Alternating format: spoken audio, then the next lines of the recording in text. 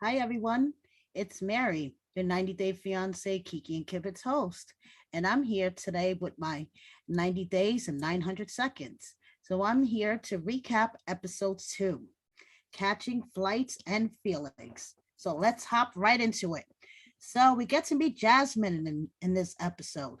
And I don't know about you guys, but to me, Jasmine is a hybrid of Larissa and Anfisa. Remember Anfisa, George's wife from Russia? Well, I don't know. Watching her segment, for some reason, reminded me of what you would get if you combine Anfisa and Larissa. Now, Jasmine was talking about her story, and she's a single mom. She has two boys. Her oldest lives with her ex. Her youngest has special needs and is staying with her mom during the pandemic. So Jasmine is talking about how much she loves Gino for who he is, and he's such a funny guy, and all this other great stuff. And the scene at the airport was cute, and I don't get their baby talk. Their baby talk is really annoying people. I don't know about you. Drop me a comment if you think it's cute, but between me and you, I think it's really annoying. And when they met at the airport, it was like, oh, who's my beautiful gringo? Oh, me and his stupid little laugh. And so then they go back to the suite where she killed a dozen innocent roses to lay out. She loves Jay on the countertop. And then they were, plopping around on the bed and whatever, where then she asked to see his phone. And she's like, how do I unlock your phone? And he's like, oh, you unlock it with my face. And she's like, oh, that's great. That means when you're sleeping, I can unlock your phone anytime. And her jealousy, guys, is just way too much at times. I don't know about you. Sorry, allergies are acting up again. But her jealousy is way too much. And I think she's controlling. Her controlling side is really coming out. And, she may be physically attractive, but the controlling side is not making her physically attractive. You know what I mean, guys? So that's our introduction to Jasmine, and we'll see how that turns out. So, oh, I just wanted to bring one other thing up before I forgot. What the fuck was Gino thinking when he gave her an electric toothbrush? That was hysterical. I was dying. And then when he gave her the pregnancy test, I had a flashback of Paul, as in Paul and Carini for a second. I thought he was going to ask her to take it to prove that she wasn't pregnant, but he actually wants her to take it at the end of his trip to see if she is pregnant. Dude, you're only going to be there for like what, 2 weeks? There's no way that she's going to know she's pregnant at the end of your trip. He's crazy. Moving on. Caleb and Alina. Caleb has great hair. You know, and I'm not usually into guys with long hair, but Caleb has great hair. Moving on. So Caleb is telling his parents about Alina for the first time.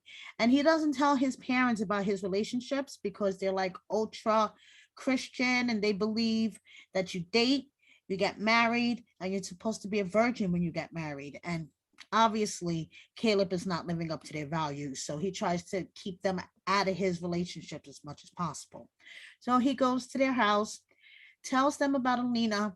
And the thing that got me really pissed off about this was when his mom was like, what do you mean she's a little person? Well, she's a little person. How tall is she? Well, what difference does that make, Mama Caleb? She's a little person. It doesn't matter how tall she is. Like, I didn't get why she needed to know how tall she was. So, Caleb's willingness to take risks give his parents anxiety, which I understand as a parent, but I love how Caleb is willing to take a risk.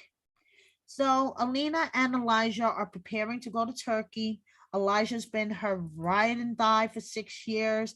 He loves her. He is willing to do anything for her. Alina's a fierce bitch. I love their relationship. I love their bond. So they arrive in Turkey, and Alina's friend Maria from college arrives to pick them up at the airport, and they go to the hotel, and the hotel is not accessible. Doesn't have an elevator. The bed is like almost twice the size as she is. The toilet is not accessible. And Alina's like, Caleb had the responsibility of booking the hotel. Why did he book a hotel that didn't have an elevator, and maybe he's not really in tune to my needs, and this is, making her nervous. The next day, she's getting ready to go to the airport, and she asks Elijah just to take her to the airport and just to leave because she wants the moment where she meets Caleb just to be between the two of them. So Elijah's kind of like, this kind of defeats the purpose why I came. I'm supposed to be here to be by your side in case this guy acts up, in case, huge red flag. We don't know this guy, but Elijah agrees to let Alina do her thing. Alina is waiting at the airport and she's all nervous. She's like, I hope he doesn't come off the plane, sees me in the wheelchair and goes, ew. I hope this is starting, the start of something beautiful. And meanwhile, Caleb comes off the plane after traveling for 30 hours and takes a Darcy cat bath in the bathroom before he goes to meet Alina. And that's how their segment ended. So we'll see how they meet next week. Moving on, Kim and Soldier Boy. So Kim is dealing with the guilt of leaving her mom behind because she's her mom's sole caretaker, and her mom suffers from rheumatoid arthritis, which makes it very hard for her to get around. But she's still going to travel to Tanzania to be Soldier Boy's potential girlfriend. But that's neither here or there. So she had her goodbye scene with her mom, and her mom is like, be careful. I'm gonna miss your face, but I hope this trip is worth it and whatever. So Kim goes off on this long trip, and she lands in Ethiopia. Then she's on her plane to Tanzania. Then we cut to Soldier Boy. And of course, he's in the studio singing his new song, Zara. And I gotta admit, Soldier Boy may be auto-tuned the shit, but it's a good bop. I like the beat. He may be auto-tuned, but I like the beat. So he's talking about how his previous relationship ended because of his ex-wife's controlling nature. But Kim is such a pure, genuine heart, and he's gonna meet her in person, and let's see how things go. Meanwhile, Soldier Boy's team, his manager, his assistant, they're not having it. They're like, you are supposed to be here to work. You're not supposed to be here with all this distraction. Why are you bringing this woman here? On top of that, she's another older American lady like your ex. What is wrong with you? On top of that, we find out this song, Zara, that he's recording the music video for, is written for another American fan that he met online. But this woman broke up with him because she doesn't want to deal with all of his female fans and all the comments that he gets. And he was heartbroken over it, but he decided to move on with Kim. But he wrote the song Zara, and he's filming the music video for this song that he wrote for another woman, and Kim is going to be there watching him film the music video. Interesting. That's all I have to say. Moving on to someone else that's interesting. Memphis and Hamza. I can't quite feel out this girl yet. Okay, she seems to be very strong-willed, has a mind of her own. Nobody could tell her what the fuck to do. But she's going to Tunisia to be with a conservative Muslim man, which we see from the previews of next week, that has already lied to her because his mother is not going to allow them to sleep in the same room, but she's under the impression that they are. That's neither here or there. But she seems to be, to have a good head on her shoulders. She co-parents with her ex. She had a troubled childhood, but it seemed like she took that on and spun it into a positive adulthood. But she has issues. Memphis does have issues, and you could see it with her relationships. So she is going to her foster sister Ingrid's house, and Ingrid will be driving her to the airport. Now, Ingrid is not happy about this whole Hamza thing. Ingrid's like, does this guy really know what he's getting into? And Ingrid said straight out, Memphis could be very hot-headed and very intimidating, and Hamza may not be ready for her. Hamza may not be ready for all this, So Ingrid's like, I don't know. So anyway, Memphis, in the beginning of her relationship with Hamza, went to her ex a couple of times for emotional support. Excuse me, for a couple of nights for emotional support. Nothing physical happened, but if Hamza finds this out, he would not be amused. So I think this is going to be an issue. What do you guys think? So Ingrid drives her to the airport. Ingrid's like, I really wish her the best, but I have a feeling this is not going to turn out well. And I have a question. Usually, when you're going on an important flight like this, an international flight, don't you arrive way enough time in advance? I mean, especially during COVID to get to your gate. Why was this homegirl running across the airport? Don't understand. Anyway, finally, we get introduced to a new couple, Mike and Jimena. Mike is 34 and he's from Dials, New York, which is upstate New York, and Jimena is 24 from Colombia. Now, Mike works in IT support and he's also a volunteer fighter.